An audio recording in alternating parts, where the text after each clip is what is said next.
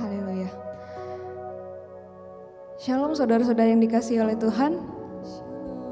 Haleluya. Saya percaya kita semua dalam keadaan sehat dan kita bersyukur jika kita berkumpul dalam rumah Tuhan saat ini, sore hari ini.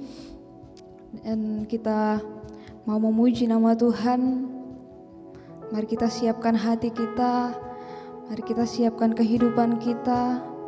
Mari kita datang merendahkan hati di hadapan Tuhan. Bapa, kami bersyukur buat kemurahan Tuhan yang berlimpah dalam kehidupan kami. Jika sore hari ini Bapa, kami boleh berkumpul di dalam rumah-Mu, di dalam bait-Mu yang kudus Tuhan. Kami percaya bukan suatu kebetulan Tuhan mempertemukan kami di tempat ini Bapa. Dan kami datang dengan kesungguhan hati kami, dengan segenap hati kami Tuhan, untuk mencari wajah-Mu Tuhan, untuk bersekutu di dalam hadirat Tuhan. Terima kasih Bapa, sucikan dan kuduskan setiap hati kami Bapa, sehingga kami boleh layak untuk bersekutu dengan Engkau Tuhan pada sore hari ini. Terima kasih Tuhan, kami percaya Roh-Mu, Engkau nyata di tempat ini Tuhan. Roh-Mu melawat setiap kami dan hadirat-Mu turun dalam sore hari ini Tuhan, sehingga kami boleh merasakan kehadiran Tuhan dalam ibadah kami Tuhan. Terima kasih Bapa, kami serahkan ibadah kami dari awal pertengahan hingga pada akhirnya. Tuhan yang menuntun, Tuhan yang hadir, Tuhan yang beracara di tengah-tengah kami. Terima kasih Tuhan, terima kasih. Ini doa kami mengucap syukur hanya di dalam nama Tuhan Yesus Kristus kami berdoa. Mari sama-sama kita katakan amin. Kita mau naikkan pujian kita kepada Tuhan. Biarlah pujian ini menjadi ungkapan hati kita bahwa satu hal yang aku rindukan untuk selalu berada di dalam hadirat-Mu Tuhan. Haleluya Yesus. Oh, haleluya Yesus.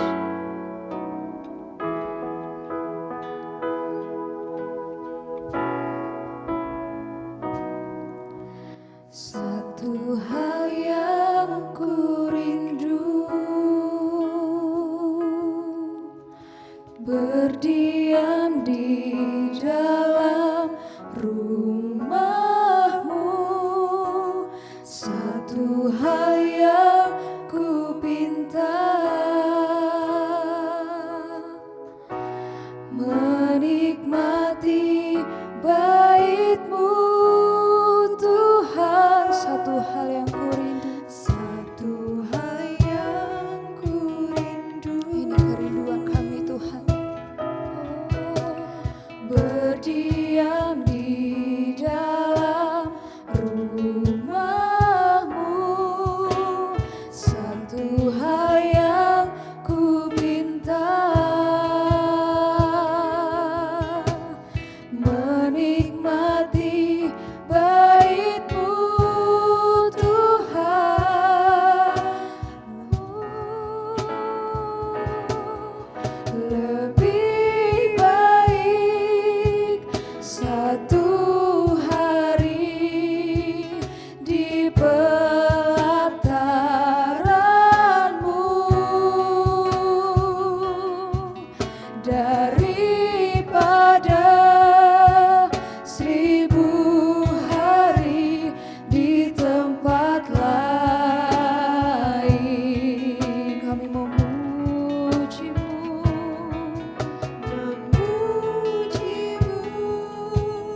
menyembah-Mu. Kau Allah yang hidup dan menikmati semua kemurahan-Mu. Mari dengan segenap hati kita katakan, satu hal yang ku rindukan Tuhan. Satu hal yang ku rindu, berdiam di dalam rumah-Mu. Satu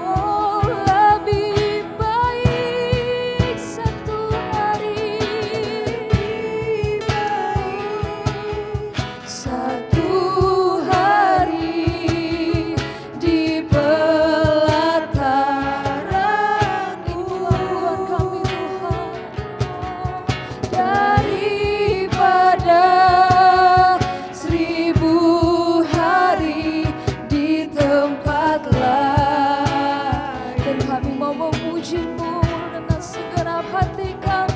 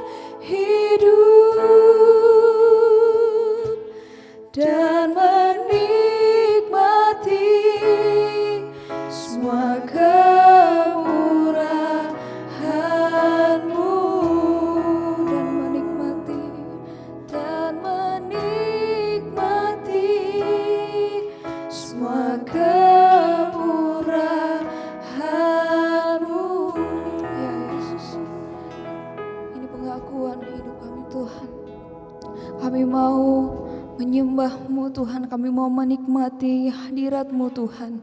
Dan biarlah saat ini Tuhan, saat kami memuji dan menyembah-Mu Tuhan hadir, Kau melawat setiap kami Tuhan. Terima kasih Bapa, kami mau memuji Engkau lebih lagi.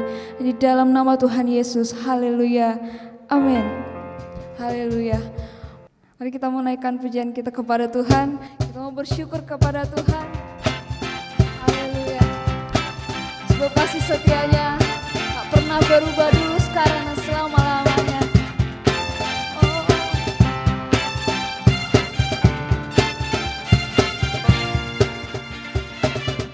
Haleluya, ku memuji-Mu Tuhan, karena kasih-Mu tak berkesudahan. Biar yang bernafas memuji Sang Raja, di atas gunung dan di dalam samudra. Tanganku ku angkat padamu, mensyukuri rahmat yang Kau beri. Kakiku melompat bagimu, sebab rahmat-Mu baru setiap pagi. Bersyukurlah kepada Tuhan, sebab Ia baik, sebab Ia baik. Bahwasanya untuk selamanya, kasih setianya, kasih setianya. Na na na na na na na na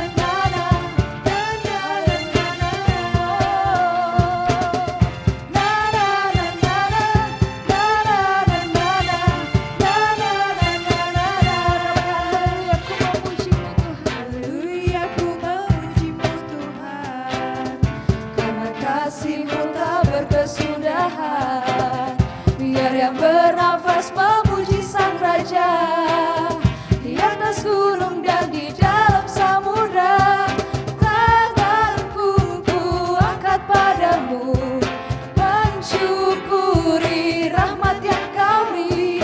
Kakiku melompat bagimu, sebab rahmat-Mu baru setiap pagi.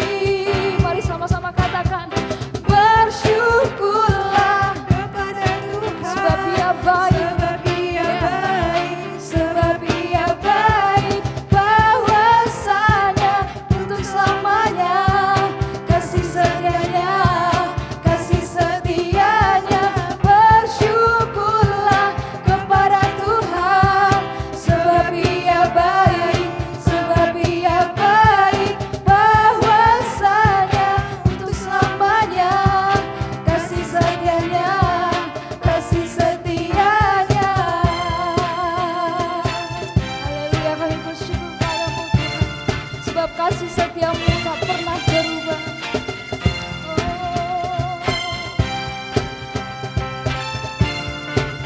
Mari sama-sama kita angkat tangan kita, katakan, tanganku ku angkat padamu, mensyukuri rahmat yang Kau beri. Kakiku melompat bagimu, sebab rahmat-Mu baru setiap pagi. Oh, bersyukurlah kepada Tuhan, sebab Kau baik. Oh, bahwasanya untuk selamanya, kasih setianya, kasih setianya. Bersyukurlah kepada Tuhan, sebab Ia baik, sebab Ia baik. Bahwasanya untuk selamanya, kasih setianya, kasih setianya. Na na na na na na na na na na na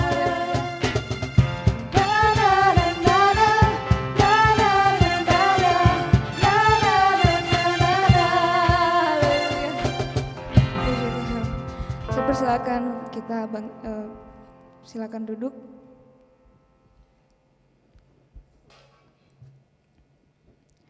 Kita mau siapkan hati kita untuk mendengarkan firman Tuhan. Kita percaya bahwa firman Tuhan, firman yang sanggup mengubahkan setiap kita, firman yang sanggup membentuk kehidupan kita. Mari kita datang dengan segenap hati kita kepada Tuhan. Oh, ini hidup kami Tuhan.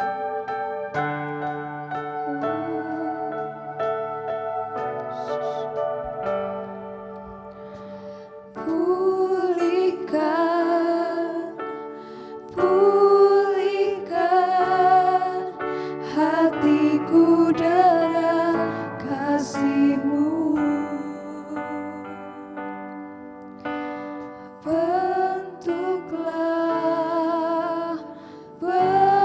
Bentuklah hatiku jadi seperti-Mu. Kekudusan-Mu memenuhiku. Tuhan, ini rinduku. Ubah hati kami ya Tuhan. Ubah hatiku seperti hati-Mu. Kudus berkenan bagi-Mu. Bagaikan emas yang murni, bentuk hatiku selalu. Biar ku menjadi ciptaan baru, bebas dari semua yang jahat,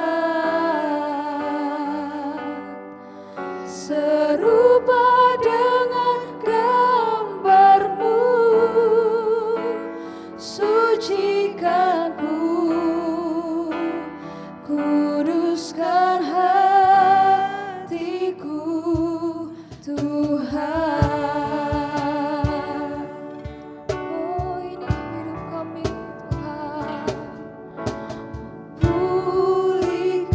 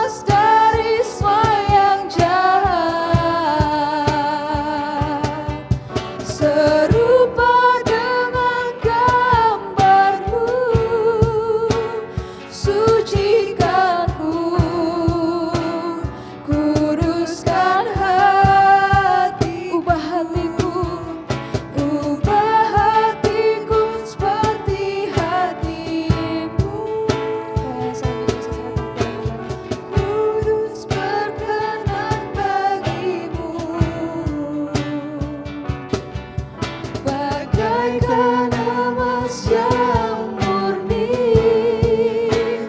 bentuk hatiku selalu, biar ku menjadi ciptaan baru, bebas dari semua yang jahat, serupa dengan gambarmu, sucikan ku, kuduskan hatiku, Tuhan. Ini kerinduan kami Tuhan, supaya Tuhan mengubah kami, membentuk kami, sehingga dari hari ke hari Tuhan menguduskan kami Tuhan, seluruh keberadaan kami Tuhan, tubuh, jiwa, dan roh kami semuanya terpelihara dengan sempurna di hadapan Tuhan. Dan semakin hari, semakin Tuhan sucikan kami, sehingga semakin hari kehidupan kami semakin layak di hadapan Tuhan. Terima kasih, sebentar kami akan bersama-sama membaca firman Tuhan, kami akan merenungkan. Tuhan tolong kami, Roh Kudus berikan hikmat buat kami, sehingga apa yang kami baca, apa yang kami renungkan boleh menguatkan iman kami, dan apa yang kami baca boleh memperbaiki kelakuan kami, dan apapun yang Tuhan rindu nyatakan kepada kami pada malam hari ini, Tuhan nyatakan Tuhan di tengah-tengah kami, memberkati setiap kami yang ada pada sore hari ini. Waktu ini sepenuhnya Tuhan yang bekerja penuh di antara kami. Di dalam nama Tuhan Yesus yang berdoa. Haleluya. Amin. Silakan duduk teman-teman semua. Shalom sama saudara semuanya. Yuk semua boleh lihat kiri kanan, lambaikan tangan walaupun gak bisa melihat wajahnya dengan sempurna. Kalau misalnya belum sempat kenalan, ya saya bisa mengerti ini situasi yang berbeda dengan apa yang kita alami 7 atau 8 bulan yang lalu ya. Tapi saya percaya semua ini kita alami karena ada hal baik yang Tuhan rencanakan dalam kehidupan kita. Karena setiap ada situasi yang terjadi, biasanya ada hal yang baik yang Tuhan rencanakan dalam kehidupan kita untuk bisa kita nikmati bersama-sama. Oke, puji Tuhan, teman-teman semua kita buka Alkitab kita, buka HP kita, silakan buka di Filemon. Kita akan baca kitab Filemon, kita akan baca di ayat yang pertama sampai dengan habis, sampai dengan ayat 25. Filemon ayat yang pertama sampai ayat 25. Sudah ketemu semua ya, saya akan baca. Dari Paulus, seorang hukuman karena Kristus Yesus, dan dari Timotius saudara kita, kepada Filemon yang kekasih, teman sekerja kami, dan kepada Apfia saudara perempuan kita, dan kepada Arkipus teman seperjuangan kita, dan kepada jemaat di rumahmu. Kasih karunia dan damai sejahtera dari Allah Bapa kita dan dari Tuhan Yesus Kristus menyertai kamu. Aku mengucap syukur kepada Allahku setiap kali aku mengingat engkau dalam doaku. Karena aku mendengar tentang kasih-Mu kepada semua orang kudus dan tentang iman-Mu kepada Tuhan Yesus. Dan aku berdoa agar persekutuan-Mu di dalam iman turut mengerjakan pengetahuan akan yang baik di antara kita untuk Kristus. Dari kasih-Mu sudah kuperoleh kegembiraan besar dan kekuatan, sebab hati orang-orang kudus telah Kau hiburkan saudaraku. Karena itu, sekalipun dalam Kristus aku mempunyai kebebasan penuh untuk memerintahkan kepadamu apa yang harus engkau lakukan, tetapi mengingat kasih-Mu itu lebih baik aku memintanya daripadamu. Aku, Paulus, yang sudah menjadi tua, lagi pula sekarang dipenjarakan karena Kristus Yesus, mengajukan permintaan kepadamu mengenai anakku yang kudapat selagi aku dalam penjara, yakni Onesimus. Dahulu memang dia tidak berguna bagimu, tetapi sekarang sangat berguna baik bagimu maupun bagiku.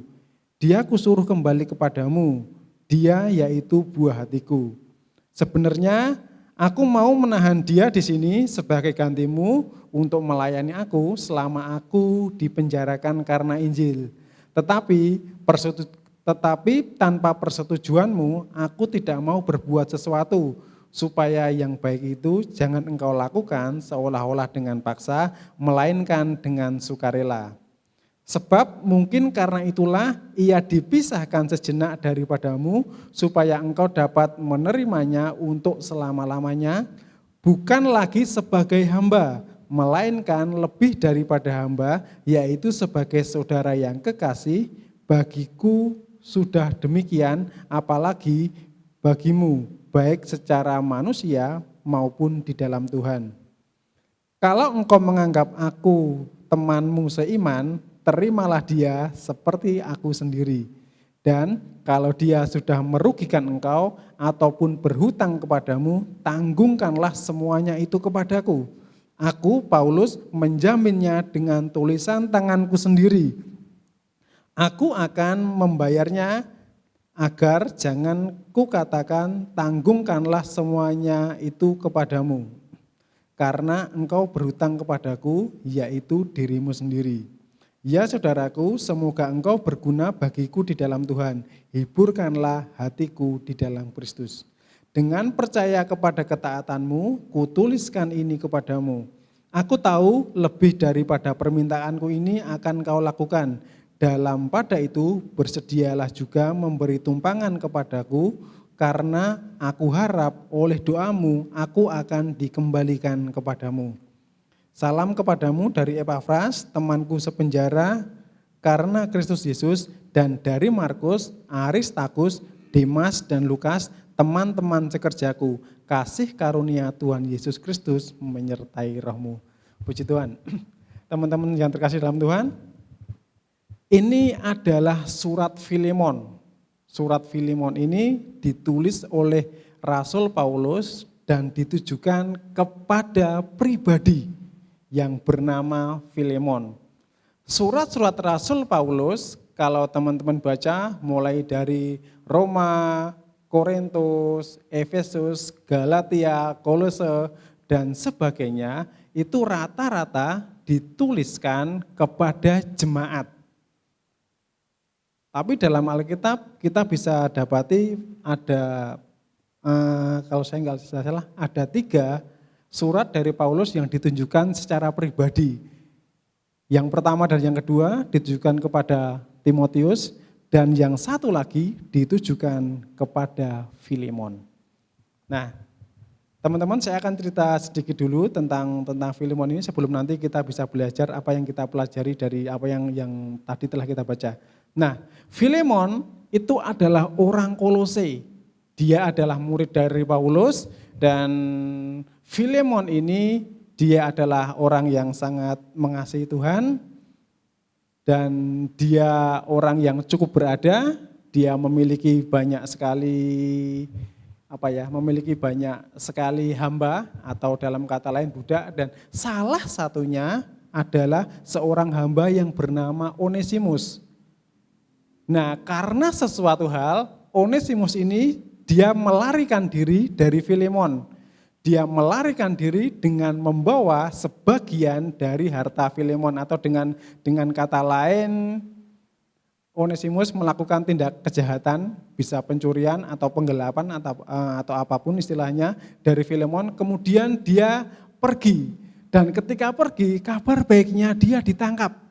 Ketika dia ditangkap oleh pemerintah Romawi, dia dimasukkan penjara, dan di dalam penjara Onesimus bertemu dengan Paulus yang dikatakan dipenjarakan karena Injil. Nah, di penjara inilah Onesimus berhasil dimenangkan oleh Paulus dan menjadi murid Paulus. Dan dari situ tadi Paulus menulis surat kepada Filemon supaya apa? Salah satu poinnya supaya supaya Filemon mau menerima kembali Onesimus. Itu kurang lebih cerita dari surat Filemon ini. Nanti teman-teman bisa cek lagi, silakan buka di Kamus Alkitab Anda, kalau yang sudah install aplikasi Kamus Alkitab, atau mungkin juga bisa lihat di Wikipedia atau yang lain, dan kurang lebih ceritanya sama. Nah, seperti itu. Nah, teman-teman, sekarang dari kitab Filemon ini, apa yang bisa kita pelajari? Nah, kata Filemon itu kalau kita lihat, nanti teman-teman buka di kamus atau silakan cek di Google, itu memiliki arti penuh kasih. Jadi Filemon dia adalah seseorang yang diberi nama orang tuanya dengan arti penuh kasih. Dan kita melihat Filemon yang memiliki arti penuh kasih, ternyata dia adalah pribadi yang bertanggung jawab. Sehingga apa yang menjadi doa orang tuanya itu bisa dia ekspresikan dalam kehidupannya. Kenapa saya katakan seperti itu? Bahwa Filemon dia adalah orang-orang yang benar-benar menyatakan kasih dari apa yang dituliskan oleh Paulus dalam surat Filemon ini. Yang pertama yang bisa kita lihat, yuk teman-teman kita baca ayat 4 sampai dengan ayat yang kelima. Aku mengucap syukur kepada Allahku setiap kali aku mengingat engkau dalam doaku, karena aku mendengar kasihmu kepada semua orang kudus dan tentang imanmu kepada Tuhan Yesus. Jadi Filemon ini dia orang yang menyatakan kasih, dia orang yang penuh kasih. Kenapa? Yang pertama, Filemon itu menjadi pribadi yang menjadi berkat dan menjadi sukacita bagi orang lain. Kenapa saya katakan seperti itu? Dikatakan bahwa Paulus mengatakan bahwa aku mengucap syukur kepada Allahku setiap kali aku mengingat engkau dalam doaku. Bayangkan ketika kita mengingat seseorang, ternyata kita mengucapkan syukur yang luar biasa. Artinya apa? Artinya bahwa orang itu secara spesial itu bisa membuat kita penuh ucapan syukur kepada Tuhan, membuat kita merasakan kita diberkati dengan keberadaan orang itu. Bahkan hanya ketika kita mengingat dia di dalam doa, itu benar-benar membuat sesuatu yang kita benar-benar merasa diberkati. Dan ini yang dirasakan oleh Paulus ketika dia mengingat Filemon. Jadi hubungan yang luar biasa antara Paulus dengan Filemon sampai-sampai ketika dalam doa pun ketika Paulus ingat namanya, Paulus benar-benar mengucap syukur. Paulus benar-benar bersyukur memiliki seorang sahabat, memiliki seorang yang dekat yang bernama Filemon. Nah, teman-teman bagaimana dengan kita? Apakah kita juga seperti itu? Apakah kita bagi beberapa orang itu benar-benar memiliki kesan yang seperti itu. Sehingga ketika teman kita itu mengingat kita, dia berkata, oh terima kasih Tuhan, aku punya teman yang seperti dia. Dia sungguh luar biasa Tuhan. Ataukah seperti apa? Bagaimana dengan orang tua kita? Apakah orang tua kita juga dia diberkati setelah mereka membesarkan kita, mendidik kita dengan sekuat tenaga? Apakah mereka ketika mereka mendoakan kita, apakah mereka penuh ucapan syukur? Apakah mereka bersuka cita? Ini sesuatu yang baik yang perlu kita renungkan teman-teman. Nah, bukan tanpa alasan ketika Paulus dia bersyukur ketika mengingat Filemon dalam doanya. Paling tidak ada dua alasan yang mendasari Paulus dia bersuka cita ketika mengingat Filemon. Yang pertama karena iman, yang kedua karena kasih. Di ayat yang kelima. Ayat yang kelima sebentar. Oke. Karena aku mendengar tentang kasihmu kepada semua orang kudus dan tentang imanmu kepada Tuhan Yesus. Nah, ternyata yang membuat Paulus bersyukur, yang membuat Paulus bersukacita, yang membuat Paulus merasa diberkati, bukan karena Filemon itu menyupport hidup Paulus, bukan karena Paulus diberkati secara jasmani oleh Filemon, tetapi karena apa? Karena kasih yang ditunjukkan oleh Filemon kepada saudara-saudara seiman dan imannya kepada Tuhan Yesus. Dua hal itu yang membuat Paulus bersyukur memiliki seorang yang namanya Filemon. Di ayat yang ke-6 dijelaskan, dan aku berdoa agar persekutuanmu di dalam iman turut mengerjakan pengetahuan yang baik di antara kita untuk Kristus. Jadi iman yang dimiliki Filemon itu Paulus berharap supaya apa? Itu mengerjakan pengetahuan yang baik untuk Kristus. Artinya seperti ini, kita percaya kalau Filemon dia sampai memiliki beberapa orang hamba, beberapa orang bawahan atau katakanlah sekarang karyawan, kita percaya dia adalah seorang businessman, dia adalah seorang pengusaha yang memiliki usaha, dan kita percaya bahwa ketika seorang pengusaha dia menjalankan sebuah usaha, ada hal-hal yang dia kerjakan berdasarkan data-data yang dia miliki, berdasarkan teori-teori yang dia miliki, baik teori produksi, teori pasar maupun teori konsumsi dan teori-teori yang lain. Sehingga apa? Ketika dalam melangkah, dalam menjalankan bisnisnya dia bisa menjalankan dengan baik.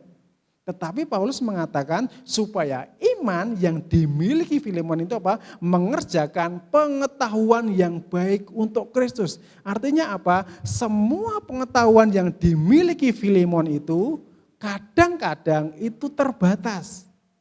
Kenapa terbatas? Ada beberapa hal yang kadang-kadang dalam dunia usaha itu kita tidak bisa tidak bisa dilogika, tidak masuk akal, tetapi itu terjadi. Dan disinilah peran dari iman itu. Nah, teman-teman mungkin juga pernah melihat ya, kita melihat sama-sama orang jualan, sama-sama jualan ayam bakar, sama-sama jualan ayam goreng. Yang satu memiliki tempat yang luas, tempat yang bersih, kemudian ruangan yang terang, kemudian pelayanan yang baik, dan kemudian juga penyajian yang menyenangkan.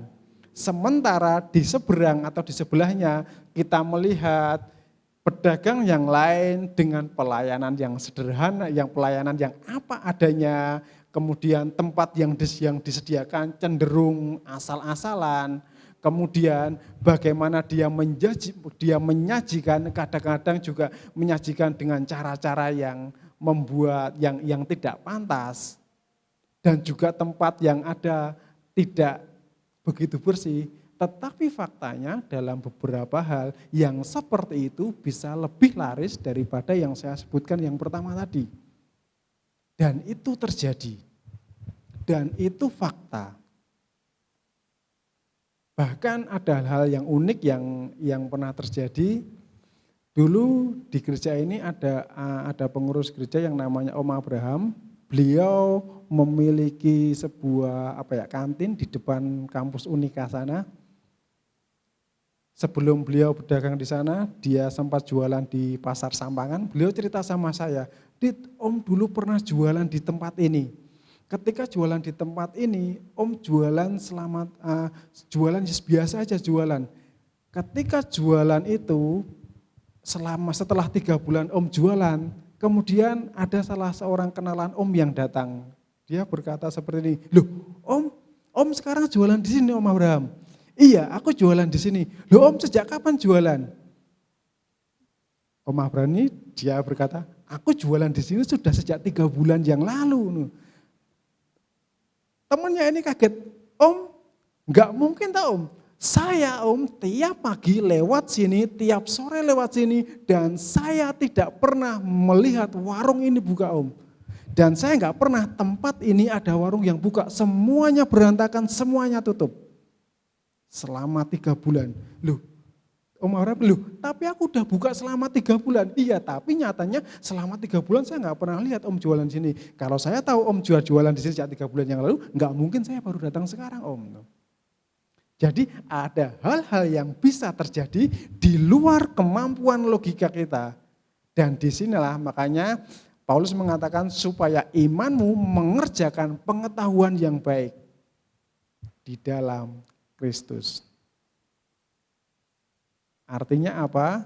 Untuk mengerjakan sesuatu yang baik untuk hal-hal ke depan yang mungkin bisa terjadi di luar kemampuan akalnya. Kemudian yang kedua, bagaimana dengan kasih? Ayat yang ke-7. Dan kasihmu sudah kuperoleh kegembiraan besar dan kekuatan, sebab hati orang-orang kudus telah kau hiburkan saudaraku. Jadi dari kasih yang Filemon berikan kepada saudara-saudaranya seiman, Paulus mendapat kesaksian bahwa Filemon memberikan penghiburan dan kekuatan kepada mereka. Jadi kita melihat Filemon benar-benar pribadi yang luar biasa. Enggak salah ketika Paulus sangat bersyukur memiliki teman seperti Filemon. Bukan karena Paulus mendapatkan keuntungan dari Filemon, enggak. Tetapi melihat bagaimana kehidupan Filemon baik dalam imannya kepada Tuhan Yesus maupun dalam kasihnya kepada saudara-saudara seimannya. Nah, kemudian yang kedua, tadi yang pertama, Filemon dia menyatakan dirinya sebagai pribadi yang penuh kasih yaitu dengan menjadi berkat dan sukacita. Yang kedua, bagaimana menjadi pribadi yang penuh kasih adalah dengan mengampuni dan murah hati. Kita baca di ayat yang ke-10.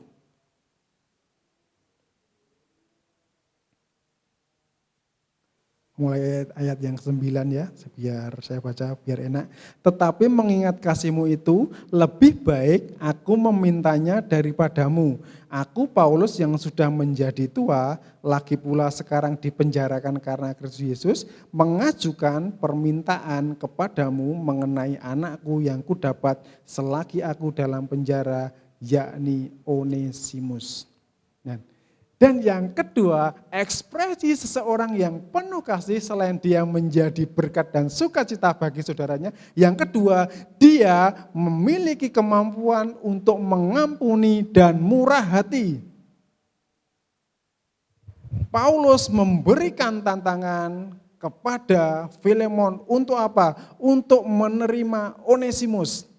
Seperti yang saya ceritakan tadi, Onesimus itu adalah seorang hamba yang dulu pernah bekerja kepada Filemon, kemudian dia melarikan diri karena mengambil hartanya Filemon dan dia ditangkap, kemudian dimenangkan Paulus dan di sini Paulus menantang Filemon untuk mengampuni dan menerima Onesimus.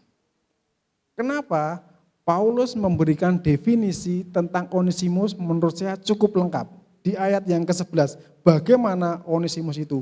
Dahulu memang dia tidak berguna. Jadi Onesimus itu adalah pribadi yang tidak berguna. Saya belum cek lagi di terjemahan yang lain tidak berguna ini apa. Jadi Onesimus itu adalah orang yang dahulu dikatakan Paulus tidak berguna. Ini sangat-sangat tidak enak di telinga. Ayat yang ke-15. Sebab mungkin karena itulah dia dipisahkan sejenak daripadamu supaya engkau menerimanya untuk selama-lamanya. Dipisahkan sejenak. Paulus menggunakan kata yang sangat sopan. Sebenarnya bukan dipisahkan sejenak, tetapi lari dari Filemon dengan mengambil keuntungan. Jadi kalau dalam bahasa kasarnya sudah orang gak berguna, yang kedua mencuri, melarikan diri. Ayat yang ke-18, ini lebih ngeri lagi. Dan kalau dia sudah merugikan engkau ataupun berhutang kepadamu. Jadi Onesimus dia meninggalkan Filemon dengan dalam kondisi tidak berguna sebagai seorang kriminal, seorang yang merugikan dan memiliki hutang kepada Filemon. Jadi Paulus memberikan tantangan kepada Filemon supaya Filemon menerima pribadi yang secara kualifikasi moral benar-benar tidak layak untuk diterima.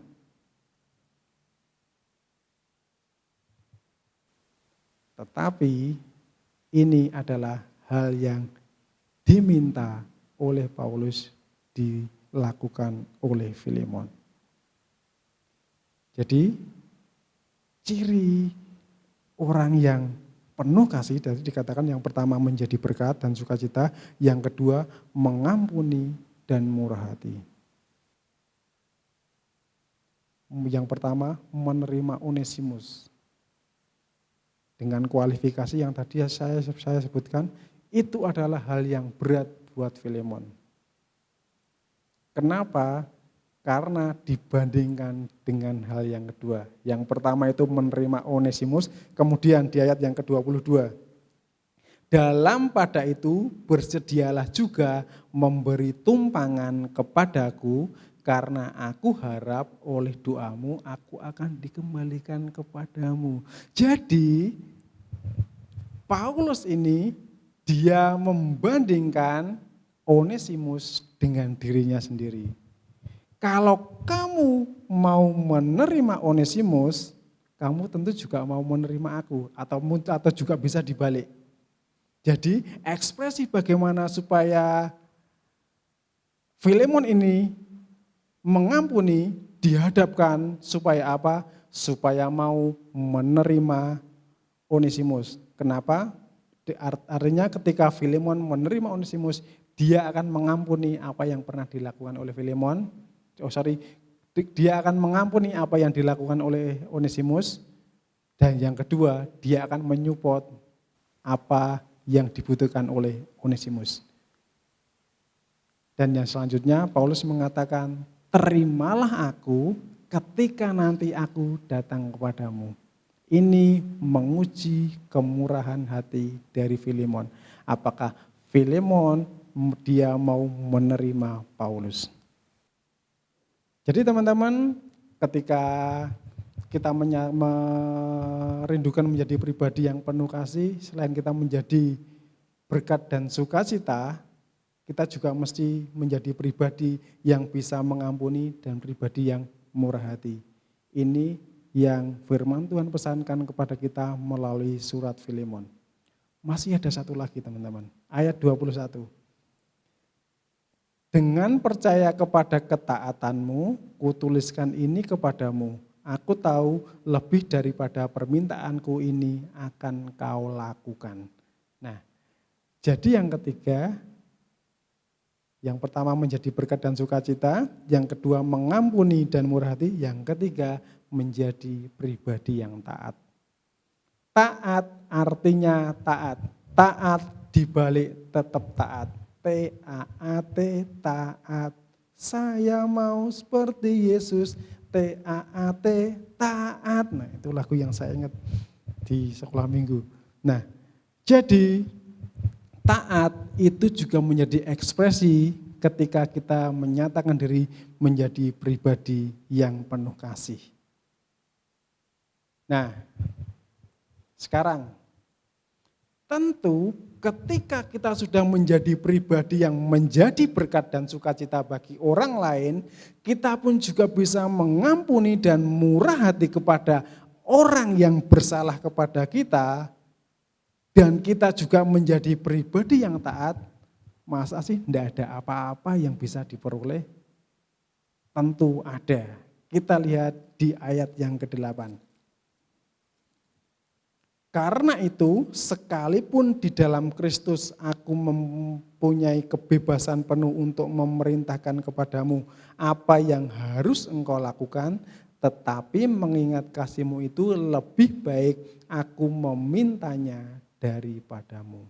Yang pertama, ketika kita menjadi berkat, mengampuni dan menjadi taat, yang pertama kita akan menerima penghormatan yang sepantasnya.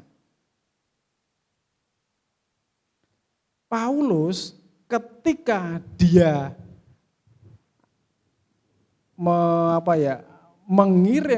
nantinya mau mengirim Onesimus kepada Filemon, Paulus mengatakan, aku dalam Kristus mempunyai kebebasan untuk memerintahkan kepadamu. Jadi Paulus itu ternyata punya otoritas terhadap Filemon. Jadi mungkin saja Paulus ini adalah gurunya Filemon. Paulus bisa kasih perintah kepada Filemon. Artinya apa? Kalau perintah suka nggak suka, mau nggak mau ya harus dilakukan. Tetapi Paulus mengatakan, enggak, aku ini nggak ngasih perintah sama kamu, aku minta. Artinya apa? Ketika seseorang yang dia sebenarnya bisa memerintah, tetapi dia melembutkan kata-kata menjadi aku minta, artinya apa? Dia menghormati pribadi yang sedang diajak bicara. Jadi Paulus sangat menghormati Filemon.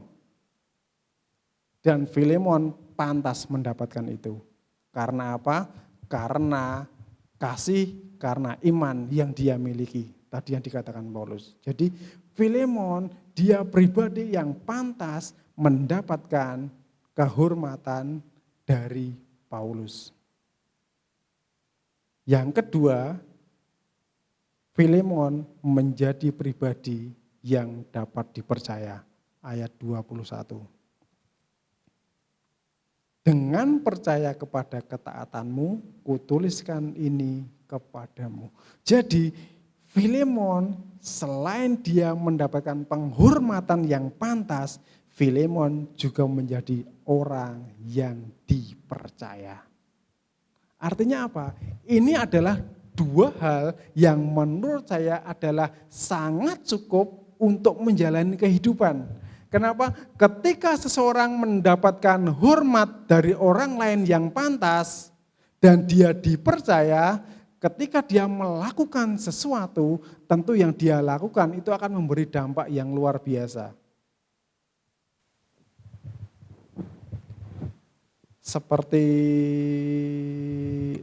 Mungkin seperti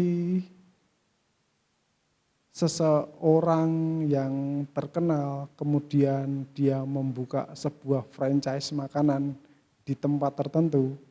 Ketika dia melihat orang yang luar biasa dan bisa dipercaya, otomatis dia akan menjadi berkat yang luar biasa dan orang akan datang kepada mereka sehingga apa yang dijalankan akan berjalan dengan baik. Dipercaya artinya dapat diandalkan. Itu yang Om Ben selalu ajarkan kepada kami dari dulu sampai sekarang, bahwa dipercaya artinya dapat diandalkan. Bukan berarti kita sempurna, ada ruang di mana nanti kita akan ada meleset dari sasaran kita. Tetapi pada prinsipnya kita bisa diandalkan dalam hal itu. Dalam pelayanan sering kita melihat Dian main musik, misalnya main piano, main keyboard, dan teman-teman yang lain. Teman-teman kita yang main musik, mereka main dengan sepenuh hati. Dan kita benar-benar percaya kepada mereka. Kita mengandalkan mereka untuk mereka bisa melayani kita semua dalam hal musik. Pertanyaannya, apakah mereka main selalu benar? Saya percaya enggak. Kadang-kadang mereka bisa lupa, kadang-kadang blank karena ngalamun, tetapi itu tidak membuat kita berkurang kepercayaan kepada mereka. Kenapa? Karena memang mereka bisa diandalkan. Jadi teman-teman, kita dari surat Filemon ini diajari supaya apa? Supaya kita menjadi berkat dan sukacita. Yang kedua, supaya kita mengampuni dan murah hati. Dan yang ketiga, supaya kita menjadi pribadi yang taat. Kenapa? Karena itu akan membuat kita menjadi pribadi yang dihormati dan bisa dipercaya. Puji Tuhan. Yuk bangkit berdiri. Kita akan datang pada Tuhan, kita bersyukur buat apa yang kita baca pada saat ini. Boleh ya kita naikkan sebuah lagu. Katakan, hanya dekat kasih-Mu Bapa, jiwaku pun tenang, Engkau menerimaku dengan sepenuhnya.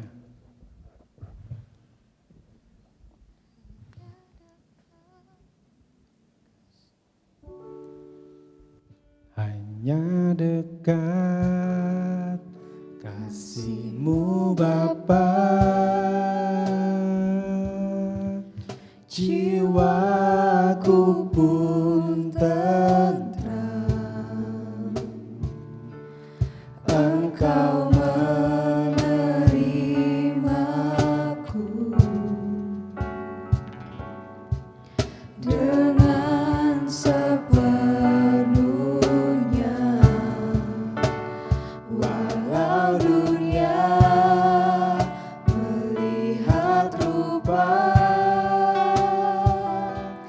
namun Kau memandangku sampai ke kedalaman hatiku.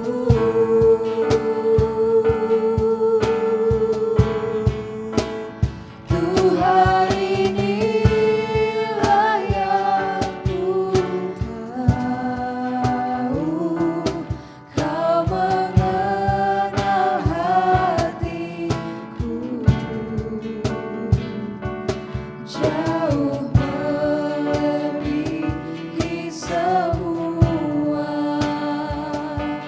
yang terdekat sekalipun. Tuhan, inilah yang ku mau, Kau menjaga hatiku supaya kehidupan memancar senantiasa. Terima kasih Tuhan, kami bersyukur pada malam hari ini kami boleh bersama-sama belajar firman Tuhan. Kami boleh membaca dan merenungkan dari kitab Filemon Tuhan. Kami boleh belajar bahwa Tuhan menghendaki kami untuk menjadi pribadi yang menjadi berkat dan sukacita bagi orang lain. Pribadi yang mau mengampuni dan bermurah hati kepada orang lain, dan juga menjadi pribadi yang taat dalam kehidupan kami. Terima kasih Tuhan, karena kami percaya dari hal yang kami kerjakan itu, kami akan menjadi pribadi yang akan mendapatkan penghormatan yang layak dan juga menjadi pribadi yang bisa dipercaya Tuhan. Terima kasih, kami bersyukur untuk malam hari ini memberkati setiap kami yang ada. Terima kasih, kami menaikkan doa kami dalam nama Tuhan Yesus. Haleluya. Tuhan Yesus, kami bersyukur Tuhan pada malam hari ini kami boleh memuji Tuhan, kami boleh menyembah Tuhan, dan kami boleh menikmati segala yang baik dari Tuhan melalui persekutuan kami. Dan pada malam hari ini kami sudah selesai dalam ibadah kami.